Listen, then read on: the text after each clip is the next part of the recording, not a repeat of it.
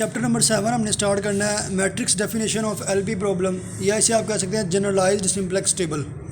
ये हमने टॉपिक शुरू करना है। अच्छा, अब इसमें हमने सबसे पहले तो एलपी मॉडल को लेट कर लेना है कि आपने जो फंक्शन है z उसको सी एक्स के इक्वल पुट कर लें। z is equal to c x आपने लेट कर लिया, इसको कहते हैं क्वेश्चन नंबर 1।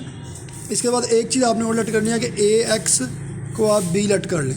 ये सी और बी किसकी वैल्यूज़ हैं ये भी आपको समझ लगे, क्वेश्चन शुरू करेंगे फिर समझ लग जाएगी। z की वैल्यू आ गई सी एक्स और ए एक्स की वैल्यू आ गई बी। ये इस टाइम इक्वेशंस में चीज़ें हैं। अगर हम इनको क्योंकि हमारे है ही टॉपिक का नाम ही क्या है, मैट्रिक्स डेफिनेशन।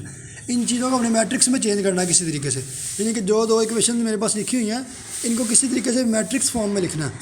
अब वो कैसे लिखेंगे, अगर मेरे पास ये इक्वेशन मैट्रिक्स बन जाए 1 -c 0 और a, ये बन जाए एक मैट्रिक्स, और ये मल्टीप्लाई हो जाए z और x से, तो आंसर क्या हो जाएगा 0 और b। ये मैंने कैसे लिख दिया, ये मैट्रिक्स फॉर्म है, रखना तो आपने इसको ज़ुबान नहीं याद है, लेकिन ये इस तरह कैसे होगा ये आपने चेक भी करना है किस तरह हो जाता है। अगर हम इनको सिंपल मल्टीप्लाई करें, 1 मल्टीप्लाई होगा z से तो आ जाएगा z, -c मल्टीप्लाई होगा x से तो आ जाएगा -cx। सिमिलरली हम 0 को मल्टीप्लाई करेंगे z से तो आंसर आता है 0, प्लस a को मल्टीप्लाई करेंगे x से तो आंसर आ जाएगा ax। अब देखें ज़रा, z -cx आ गया और a प्लस 0 प्लस ax आ गया। अब cx की वैल्यू क्या होती है, cx और z बराबर ही होते हैं। अगर ये इक्वल है तो z और cx क्या हो जाएगा, कैंसिल हो जाएगा, आंसर क्या आ जाएगा 0। और ax किसके बराबर होता है, b के, तो ये आ गया। इस तरीके से हम इसको लिख सकते हैं, यानी कि ये आपको जस्टिफाई कर दिया कि वाकई साइड्स इक्वल है। आपने बेसिकली इस चीज़ को याद रखना है कि आपने मैट्रिक्स टाइप में सोल्यूशन निकालना चाहते हैं। अच्छा, मेथड ऑफ सॉल्विंग क्या है, इन क्वेश्चन को सॉल्व करने का मेथड क्या है, जिस तरह हमने पीछे पढ़ा सेमेस्टर नंबर 7 में। शुरू पर लिखते हैं बेसिक, फिर यहाँ पे x1 x2 x3 होते थे, उसकी जगह आप लिख देंगे xj सबको रिप्रेजेंट करता है, x1 भी आ जाएगा, x2 भी आ जाएगा, सारे ही आ जाएंगे। और एंड पे क्या होता था, सोल्यूशन। अब होता गया, इधर आ जाएगा बेसिक में z और नीचे xb, इधर आ जाएगा cb, b inverse pj -cj, solution में आ जाएगा cb, b इनवर्स और स्मॉल b, इधर आ जाएगा b इनवर्स और स्मॉल b, इधर आ जाएगा b इनवर्स pj, ये आ जाएगा। अच्छा, अब ये b इनवर्स cb, अभी आपको कुछ नहीं पता लग रहा कि ये क्या लिखा हुआ है या क्यों लिखा हुआ है। बस आपने ये रखना है, पहले हमने फाइंड करना है, एक b वैल्यू होगी एक हमारे पास मैट्रिक्स की, उसका इन्वर्स ले लेंगे, उसको pj से पहले मल्टीप्लाई कर लेंगे। क्यों, क्योंकि ये एक पोर्शन इस पूरे पोर्शन का हिस्सा है। अगर हमें ये फाइंड होगा तो ये फाइंड करना इजी हो जाएगा, ये फाइंड करके इसमें पुट करते जाएंगे, आंसर निकालते जाएंगे। ऐसे इसी तरह से b इनवर्स b पहले फाइंड कर लेंगे, उसके बाद में cb से मल्टीप्लाई करके हम ये निकालेंगे सोल्यूशन। और ये किस तरह से एक्सपेंड होगा या इसको किस तरह से आंसर लिखेंगे वो आपको क्वेश्चन में समझ लगेगी। फिलहाल आपने याद रखना है b इनवर्स pj, ये पहले फाइंड करेंगे, फिर cb b इनवर्स pj में से cj को माइनस कर लेंगे, इधर b इनवर्स b पहले फाइंड करेंगे, फिर cb into b inverse b से मल्टीप्लाई कर लेंगे और सोल्यूशन आ जाएगा। ये हमारे पास सारी x की वैल्यूज़ आ जाएंगी, ये हमारे पास सारी सोल्यूशन की वैल्यू आ जाएंगी। इधर z पड़ा हुआ है और इधर जो x यूज़ हो रहे हैं वो पड़े हुए हैं। अब ये किस तरह से करना है हर चीज़, अभी फ़िलहाल आपने सिर्फ स्केच को याद रखना है, कि किस तरह से ये हमें इसकी वैल्यूज़ देगा x की, और किस तरह से ये रो हमें, ये कॉलम हमें सोल्यूशन की वैल्यू देगा। हम क्वेश्चन शुरू करते हैं, फिर आपको हर चीज़ की इसमें समझ आ जाएगी। अच्छा रिसा, हमारे पास ये क्वेश्चन है, वैसे की क्वेश्चन है, मैक्सिमाइज करना है इस फंक्शन को z को जिसकी वैल्यू ये है, और सब्जेक्टेड टू दो कंसंट्रेंट्स है, पहली कंसंट्रेंट इक्वेशन नंबर 1 और दूसरी कंसंट्रेंट इक्वेशन नंबर 2। अच्छा, अब इसको हमने करना मैक्सिमाइज। सबसे पहले आपने a लिखना है, हालांकि मैंने कहा था मैं आपको बताऊंगा ये वाली सारी चीज़ें, cb क्या है, b क्या है, b इनवर्स क्या है, pj क्या है, ये, लेकिन यहाँ पे तो a नज़र ही नहीं आ रहा, फिर भी a लिखना ज़रूर है। क्यों, अभी आपको पता लग जाएगा। a बड़ी इंपॉर्टेंट चीज़ है। अब a एक मैट्रिक्स है, a बनता है किस तरह से है, गिवन कंसंट्रेंट्स के सारे कोफिशेंट्स, सारे कॉन्स्टेंट्स। पहला कॉन्स्टेंट गया 2, फिर 1, फिर 2, फिर 4, नीचे 3, -1, -2 और 6। ये मैट्रिक्स जो गिवन कंसंट्रेट्स के कॉन्स्टेंट्स को उठा के बने, इसे हम कहते हैं a। अब हमें चाहिए थी ये चीज़ें, इनमें तो a है ही नहीं, इस a का मुझे क्या फ़ायदा, इस a से हमने निकालने हैं pj, सारे कॉलम, p कहते हैं कॉलम्स को, pj हैं कॉलम्स, pj का मतलब p1 p2 p3 p4, क्योंकि इस सवाल में 4 ही हैं। इसकी मदद से हमने p निकालने थे, इसलिए ये चीज़ इंपॉर्टेंट थी। अब p1 क्या होगा 2 3, p2 क्या होगा 1 -1, p3 क्या होगा 2 -2, और इसी तरह p4 4 6। अच्छा जी, चारों पीज आपने फाइंड कर लिए। एक एडिशनल चीज़ क्वेश्चन में ज़रूर गिवन होगी, आपको बेसिस गिवन है। बेसिस है इसकी, इस सवाल की बेसिस है P1 P2। अब P1 का मतलब क्या मैंने समझा दिया आपको। P कहते हैं कॉलम को, यानी कि फर्स्ट कॉलम और सेकंड कॉलम, इनमें से कोई भी कंसंट्रेट उठा लें या क्वेश्चन उठा लें। फर्स्ट कॉलम में कौन सा वेरिएबल यूज़ हो रहा है, x1। सेकंड में कौन सा यूज़ हो रहा है, x2। इसका मतलब पूरे सवाल में जो मेन चीज़ें हैं वो x1 और x2 ही हैं। पूरे सवाल में मेन किसकी बात हो रही है, x1 और x2 की। ये आपने चीज़ याद रखनी है। ये मुझे x1 x2 कहाँ से पता लगे हैं, क्वेश्चन में बेसिस गिवन होगी। ये क्वेश्चन में बेसिस गिवन है P1 P2। इधर से मुझे पता लग गया क्वेश्चन की बेसिकली जो चीज़ है, बेसिकली जो चीज़ इंपैक्ट करती है क्वेश्चन में, वो है x1 और x2। x3 और x4 का इतना काम नहीं है जितना x1 और x2 का काम है। अच्छा, अब आपको b की समझ लगी, क्वेश्चन में गिवन होगा। ये b क्वेश्चन में गिवन, b का क्वेश्चन में गिवन था कि P1 और P2 को मिला के लिखने में क्या बन जाता है, b। तभी हमें क्वेश्चन में P1 और P2 का पता नहीं था, लेकिन अब तो हम फाइंड कर चुके हैं। तो अब b की आपके पास वैल्यू आ गई, उसको लिख लें जब पता लग गई है। b की वैल्यू क्या हो जाएगी, फिर ये मैट्रिक्स लिखी है, हालांकि लगती है ब्रैकेट लगती है, लेकिन है ये मैट्रिक्स ही। अब P1 की वैल्यू क्या है 2 3 और P2 की वैल्यू क्या है 1 -1। ये हमारे पास क्या आ गया, ये b की वैल्यू आ गई। मैंने कहा था हमने ये चीज़ें फाइंड करनी है, इनमें से एक चीज़ b फाइंड हो गया। अगर आपके पास b आ गया तो आपको b का इन्वर्स निकालना आता है, कोई मुश्किल काम नहीं है। यानी कि b भी आ गया, b इन्वर्स भी आ गया, दो चीज़ें आ गई हैं।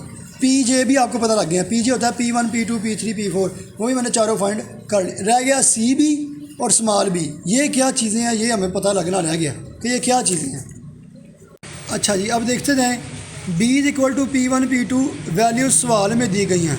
P1 P2 उन्होंने सवाल में दिया था, उनकी वैल्यू मैंने निकाल के b की वैल्यू रख ली 2 3 2 1 3 -1। ये हमारे पास आ गई b की वैल्यू। इसके बाद अब रह गई थी उस टेबल में से सी बी, हमें नहीं पता अभी, ये सी बी नहीं पता ये क्या बला है।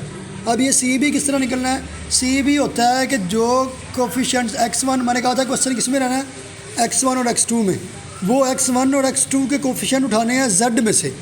z में x1 का कोफिशिएंट क्या है 1 और x2 का कोफिशिएंट क्या है 4, इनको उठा लें, ये कहते हैं सी बी। यानी कि सी बी बन जाएगा x1 का कोफिशिएंट और x4 का x2 का कोफिशिएंट। कहाँ से, z की वैल्यू में से। z की वैल्यू में से मैंने x1 और x2 का कोफिशिएंट उठा लिया, इसे हम कह देंगे सी बी। अब हमारे पास b भी आ गया, सी बी भी आ गया और P1 P2 P3 P4 ये भी आ गए।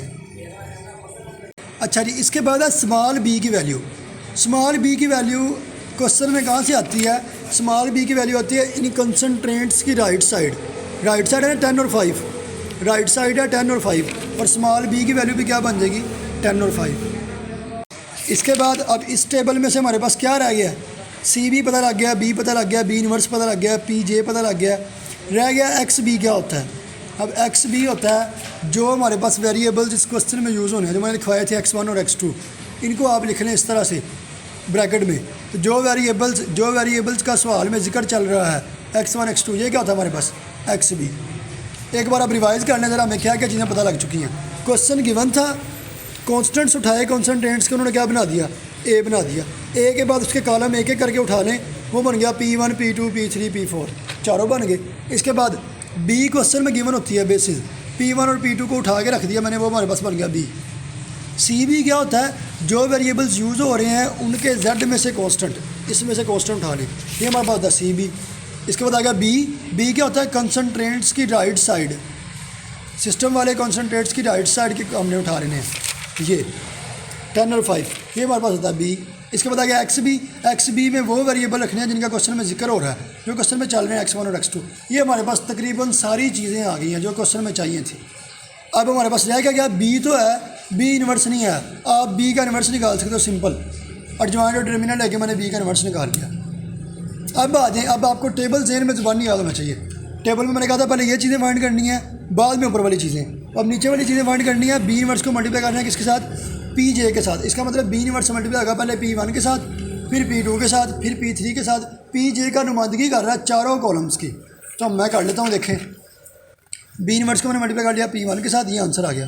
बी इन्वर्स को P2 के साथ, ये आंसर आ गया। बी इन्वर्स को P3 के साथ, ये आंसर आ गया। और बी इन्वर्स को P4 के साथ, ये आंसर आ गया। चारों मैंने आंसर निकाल लिए, ठीक हो गया। यानी कि टेबल में आपके पास ये वैल्यू आ गई।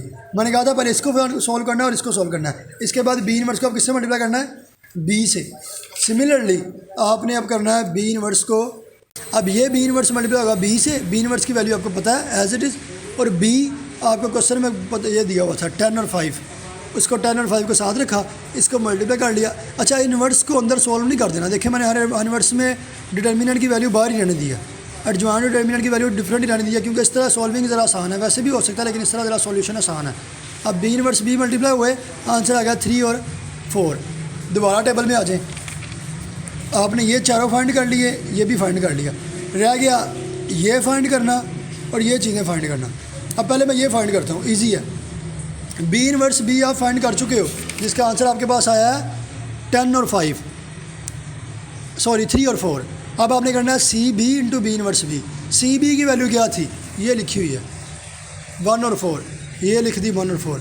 बी इनवर्स बी की वैल्यू क्या 3 और 4, मल्टीप्लाई करके हमारे पास C B B inverse B का आंसर क्या आ गया 19। इस 19 यानी कि ये हमारे पास ये आ गया, सोल्यूशन में 19 आ चुका है। रह गया आपने अब ये फाइंड करना है। ये किस तरह करना है, आपके पास बी इनवर्स पी जे की वैल्यू पहले ही है, बी इनवर्स पी जे को आप सी बी से मल्टीप्लाई करोगे और उसमें से सी जे को माइनस कर दोगे। अब ये जे है, मैंने बताया था जे चारों की नुमाइंदगी करता है, यानी कि पहले आप करोगे C B B inverse P one minus C one, फिर C B B inverse P two minus C two, फिर C B B inverse P three minus C three as it is.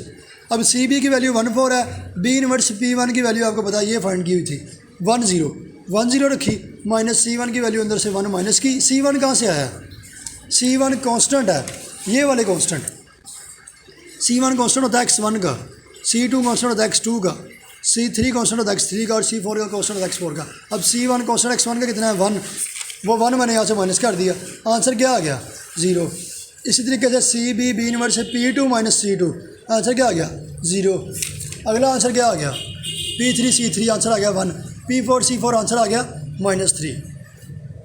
लो जी अब इस टेबल में देखें, आपने ये भी find कर लिया चारों, ये भी फाइंड कर ली वैल्यू 1, ये भी एक वैल्यू फाइंड कर ली और इसके कोरस्पॉन्डिंग भी चारों वैल्यूज़ आपने फाइंड कर ली। अब मतलब था कि ये तो हमें पता लग गया कि हम इसमें मौजूद हर चीज़ को फाइंड करते आ चुके हैं। अब हमने इससे ये टेबल बनाना है, बेसिकली तो मसला टेबल बनाने का। अब वो टेबल किस तरह बनाना है वो सुन लें। बेसिक की जगह पे बेसिक ही आ गया, जेड की जगह पे जेड ही आ गया। ये क्या लिखा हुआ है एक्स बी, मैंने क्वेश्चन के शुरू में बताया था एक्स बी क्या होता है, वो वेरिएबल जिनका सवाल में जिक्र चल रहा है। एक्स बी की वैल्यू क्या थी x1 x2, मैं एक्स बी को मिटा दूंगा, इसकी जगह पे क्या लिख दूंगा x1 x2, सिंपल चीज़ है। अब एक्स जे है, मैंने सवाल में बार बार बताया जे सब को रिप्रेजेंट करता है, मतलब जे ने चारों वैल्यूज़ लेनी है, तो एक्स जे की जगह पे क्या आ जाएगा x1 भी x2 भी x3 भी x4 भी, सोल्यूशन की जगह पे सोल्यूशन ही आ जाएगा। अब हमारे पास आ गई वैल्यूज़ किस तरह लिखनी है इसकी। अब आ गई बेसिक चीज़, वैल्यूज़ किस तरह लिखनी है। सबसे पहले z की सोल्यूशन क्या आते हैं, x1 सोल्यूशन क्या आता है, ये सोल्यूशन कहाँ से लिखने हैं भला, जो आपने अभी वैल्यू फाइंड की हैं। चूँकि आपका क्वेश्चन आपको बता रहा है कि z की वैल्यू इस फार्मूले से निकलती हैं, इस फार्मूले से आने वाली चारों वैल्यूज़ आप z के सामने रख दो।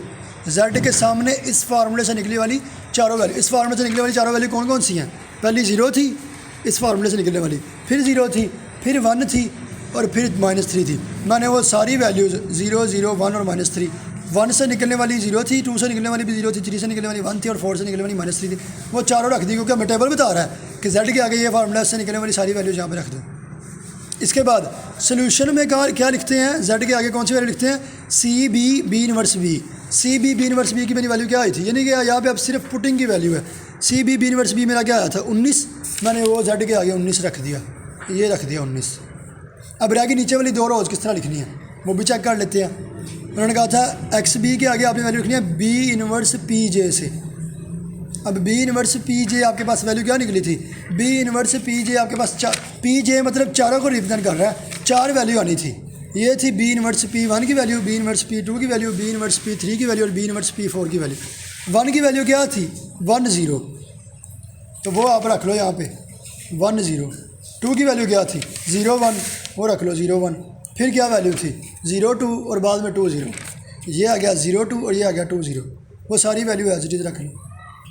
अब सोल्यूशन में यहाँ पे कौन सी वैल्यू आनी है बी इनवर्स बी की। अब बी इनवर्स बी मैंने कहाँ फाइंड किया है, ये मैंने फाइंड किया हुआ है। बी इनवर्स बी किसके बराबर है 3 4 के, वो भी मैंने एज इट इज़ यहाँ पे उठा के रख दिया 3 4।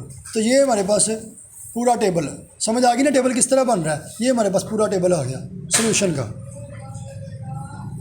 टेबल आपका हो जाता है कंप्लीट। एक बार फिर इसको कर लेते हैं रिवाइज। जेड के सामने वैल्यूज़ किसकी पड़ी हुई हैं, एक्स जे मतलब चारों की, x1 x2 x3 x4। x1 x2 x3 x4 आने कहाँ से हैं वो आपको ये टेबल अगर जहन में जुबानी है ना तो ये टेबल आपको बता रहा है जेड के सामने जो एक्स पड़े हैं उनकी वैल्यू आनी है इस फार्मूले से। तो क्वेश्चन में आपने चारों फाइंड किए हैं, उनके चारों के आंसर सामने रख दें। सोल्यूशन की वैल्यू क्या से आनी है, इस वैल्यू से, इस वैल्यू को भी उठा के सामने रख लें। अब रहेगी एक्स बी की वैल्यू क्या थी, x1 और x2, यानी कि दो रो बनेंगी। एक्स बी में जितनी वैल्यू उतनी रो बनेंगी, x1 और x2 दो रो बन गई। इसके बाद ये x की वैल्यू कहाँ से आनी है, बी इनवर्स पी जे से। बी इनवर्स पी जे से आपके पास चार कॉलम आए थे, वो चारों कॉलम मैंने 1 2 3 4 सामने उठा के रख लिए। सोल्यूशन में बी इनवर्स पी जे के सामने क्या आना है, बी इनवर्स बी, वो भी एक कॉलम आया था 3 4, वो मैंने रख लिया एज इट इज़। ये हमारे पास टेबल कंप्लीट हो गया। अब आपने चेक करना वेरीफाई आपका क्वेश्चन ठीक है या नहीं है। वो किस तरह करते हैं, आपने पिछले सेमेस्टर में पढ़ा हुआ है कि सोल्यूशन हमेशा आखिरी कॉलम से उठाते हैं। तो हमारे पास सोल्यूशन क्या है, जेड की वैल्यू कितनी है 19, जेड की यहाँ पे क्या रख लिया 19। x1 की वैल्यू कितनी है 3, x2 की वैल्यू कितनी है 4, x3 और x4 है ही नहीं तो वो 0 0 पुट कर दे, तो 19 बराबर 19 आंसर हमारा ठीक है। अब अगला क्वेश्चन है सेम लेकिन आपका बेसिस वहाँ पे क्या गिवन है, बेसिस अब क्या गिवन है P3 और P4, यानी कि सिर्फ इस सवाल में पिछले सवाल में सिर्फ ये चेंज आएगा कि वहाँ पे x1 और x2 यूज़ हो रहे थे, क्योंकि यहाँ पे कॉलम 3 और कॉलम 4 है तो यहाँ पे x3 और x4 यूज़ होंगे, यानी कि xb क्या आ जाएगा x3 और x4। बाकी सारा सवाल सेम है। b की वैल्यू क्या रही, वही कॉन्स्टेंट्स 10 और 5। cb क्या होता है, x3 और x4 की कॉन्स्टेंट, x3 का कॉन्स्टेंट 4 है, x3 का कॉन्स्टेंट 7 है और x4 का कॉन्स्टेंट 5 है, तो 7 और 4 आ जाएगा cb। b की वैल्यू क्या होती है, क्वेश्चन में गिवन है P3 और P4, यहाँ से उठाने वाले P3 और P4 रखेंगे, उसके बाद उसका इन्वर्स लेंगे, सिंप्लीफाई करेंगे एज इट इज़, कोई भी चीज़ डिफरेंट नहीं है। आपने सारी वैल्यूज़ फाइंड कर ली और उस टेबल में दोबारा पुट कर दी। एंड पे सोल्यूशन चेक कर लेंगे वेरीफाई कि ये सेम है या नहीं है।